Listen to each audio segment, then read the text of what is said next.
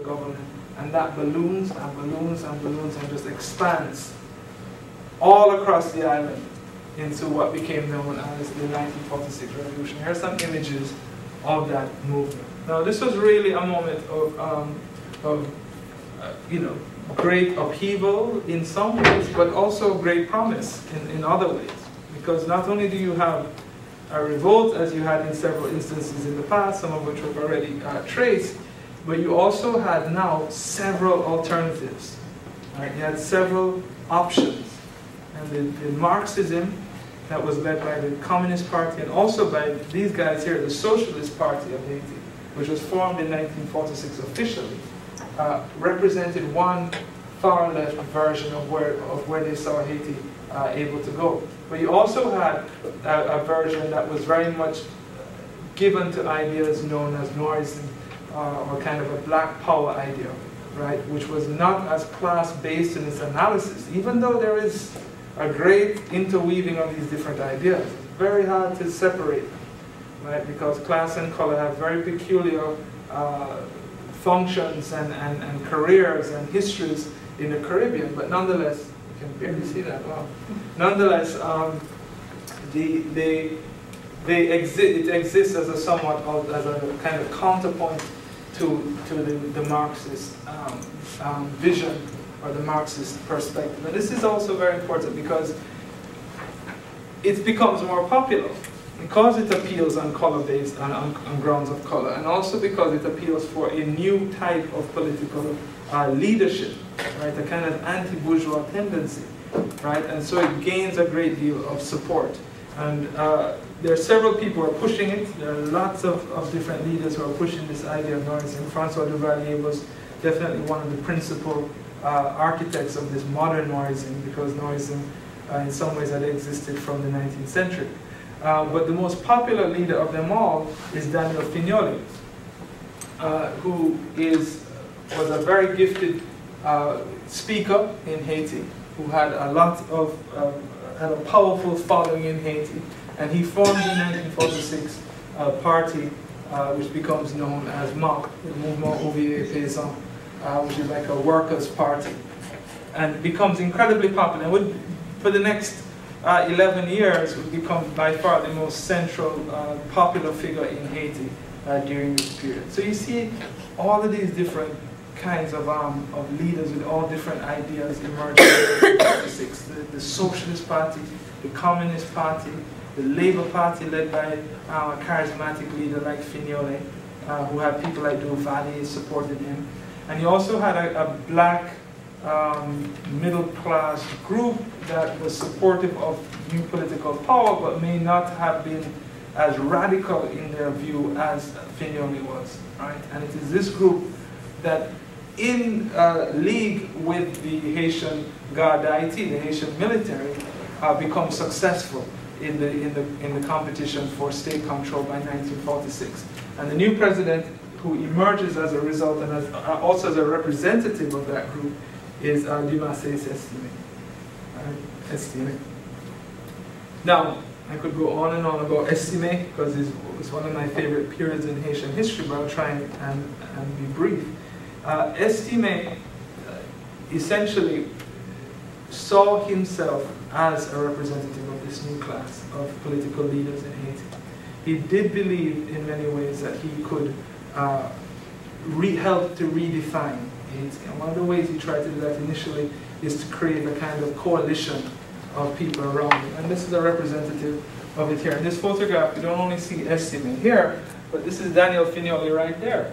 So as soon as he comes into power, he brings these different elements that were rivals, right, into his cabinet. They don't last long. It frays out. It's only a few months that you have this actual union, because of the strength of that political competition, right? But Estimé still tries to go ahead with some degree of reform in Haiti, and he succeeds to a certain extent. There are certain things Estimé really does, but he's faced with a very serious predicament. Not only is he someone who's trying to change the face of Haitian politics, but he's also trying to change the face of it at a time in which there is increasing, this is post-World War II now, there's increasing resistance to to anything in Latin America and the Caribbean that is seen as left. Anything that is seen as a break from conventional politics is being shaken or being considered very carefully during this period. So certain moves Estimé makes, he gets resistance from the people he depends on for power, right? The bourgeoisie, the Haitian army, and of course the United States. And so that puts him in a precarious position where he often has to kind of manipulate and maneuver between these two different groups. Then in 1949, he falls prey to a condition that I often tell my students in Jamaica is called presidentialitis, that a lot of Haitian presidents have, where they want to succeed themselves. Right? He feels that he needs more time to put in these reforms here, and that's read by these different groups as a rejection of the democratic promise of 1946. Daniel Fignoli, still very popular. The Socialist Party, also competing for space and control of the Haitian laboring classes during that period. They immediately rejected. And of course the Haitian army, right, they rejected. And people within Estimé's own camp reject that move because they too want a chance at political power. And that becomes Estimé's undoing. 1950 he's overthrown, and the man who succeeds him is Paul Magua, who was the leader of the Haitian army, the Haitian junta, a three-person group that had essentially kind of escorted Lescaut out of power in 1946, and they emerged again as the prominent players in the transition to power in 1950, and Magua becomes, of the three, is the most popular of them, and he becomes the president of Haiti in 1950. And he becomes a fairly popular president in some regard. He earned for himself a reputation as someone who tried to relax certain things, or rather, a better way to put it is kind of a more likable figure of a president. And this was shared not only in Haiti but outside of Haiti. People warmly received Magua. I'm going to show you some vintage clips here of Magua actually visiting Jamaica in 1954. And you can see a little bit in this place what that reception of Magua was like. Is this one?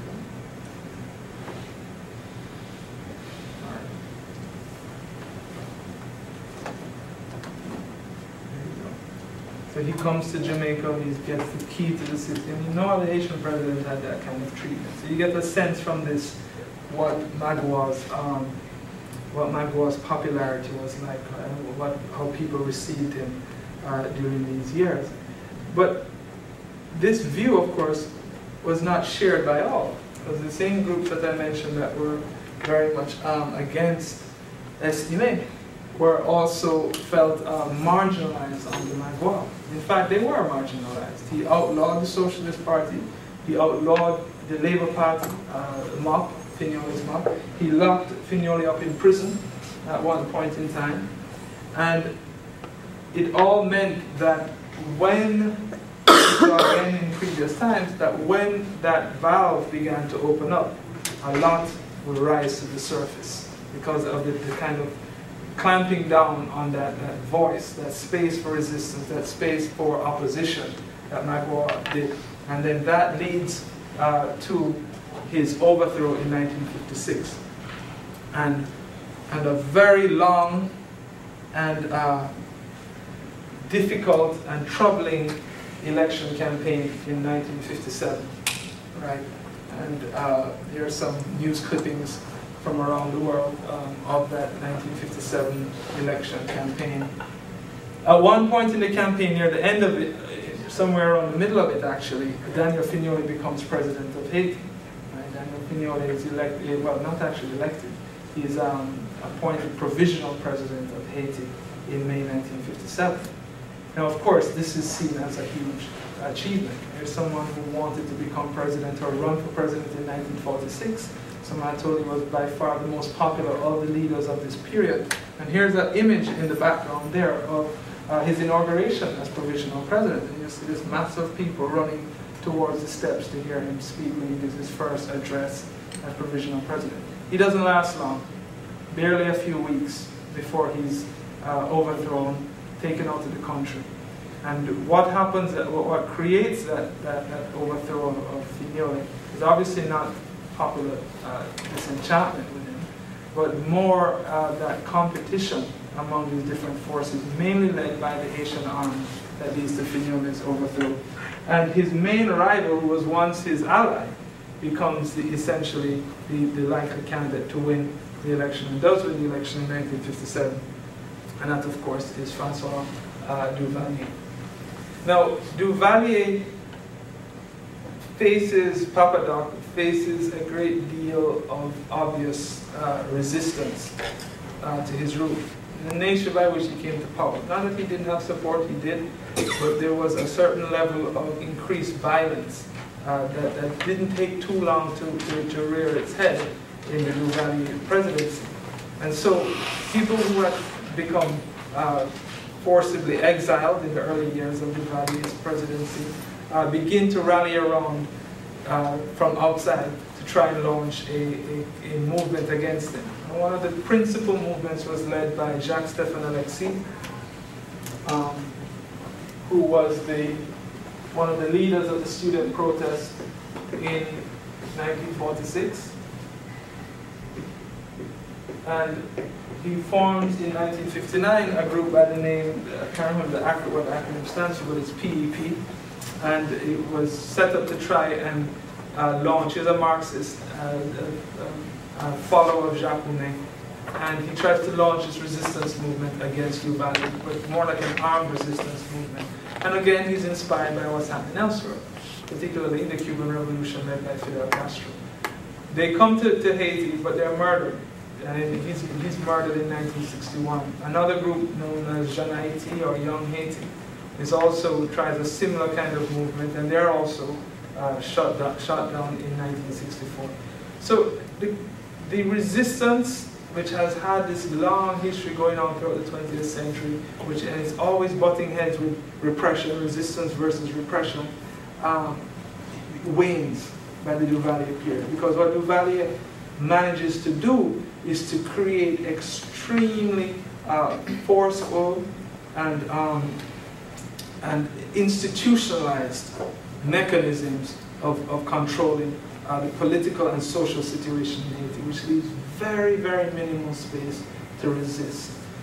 And as a result, there is a great reduction in the movements during this period. And this continues, it actually continues after him, because he essentially transforms this idea of Noirism, which he is one of the initiators of in the 20th century version of it, into a kind of personalization of power, which becomes Duvalierism, right, which long outlives him. And when he dies in 1971, I'm sure we're coming to more familiar history now, his son, Jean-Claude, takes over at 19 years old. And Jean-Claude faces some of the same kinds of external-led movements against his rule as his father.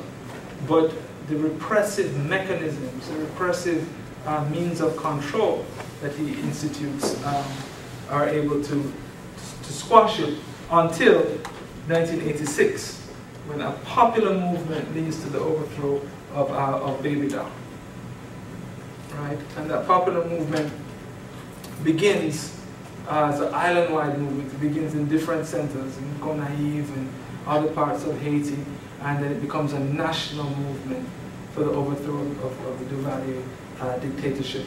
Right? And of course, that opens up a new space in Haiti, like 1946 did, but with this great force, because now what some see as the failure of that promise, which leads to Duvalier and leads to and Papa and Baby Doc, that now creates a space for a new opening, right? And that new opening helps produce leaders like Aristide, Jean-Bertrand Aristide, who becomes president of Haiti in February 1991.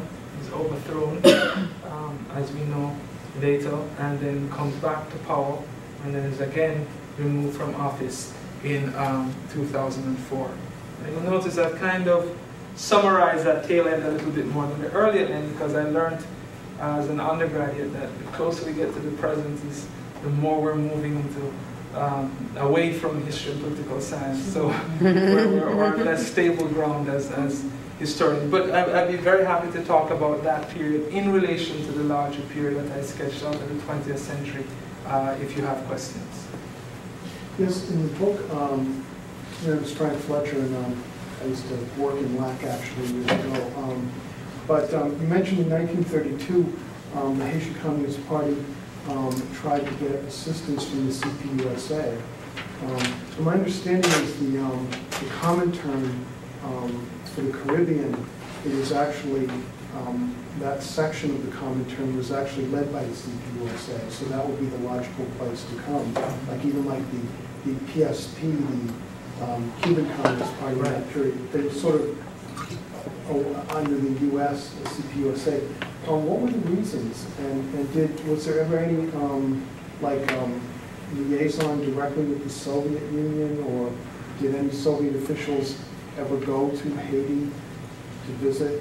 Because I know they sent someone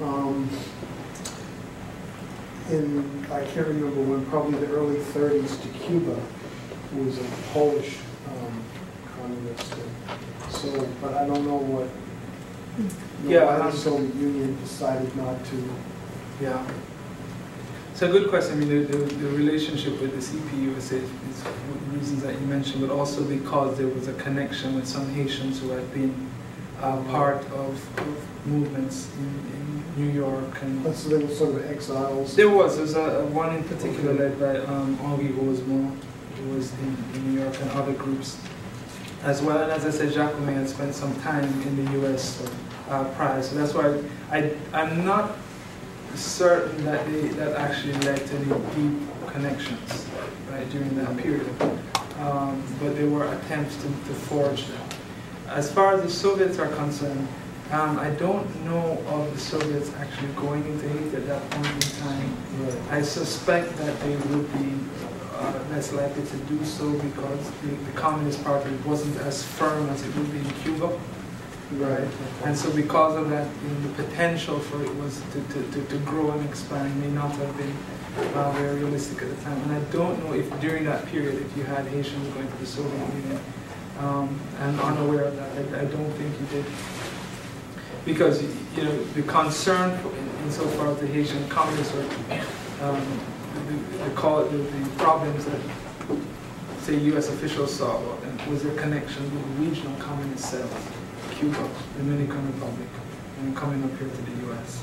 But there wasn't any real concern about them going to, and of course, Europe, parts of Europe like France and so forth, but not necessarily the Soviet Union.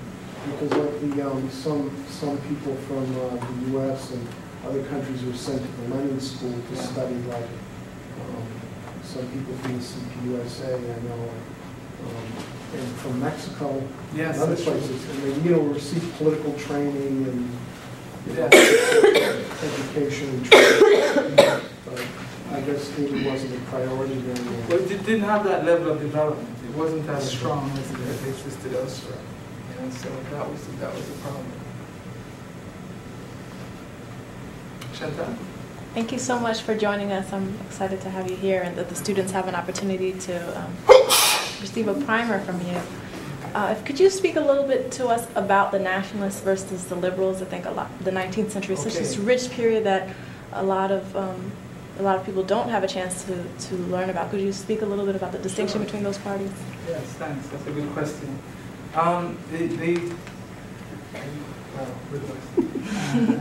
Start. Snapshot.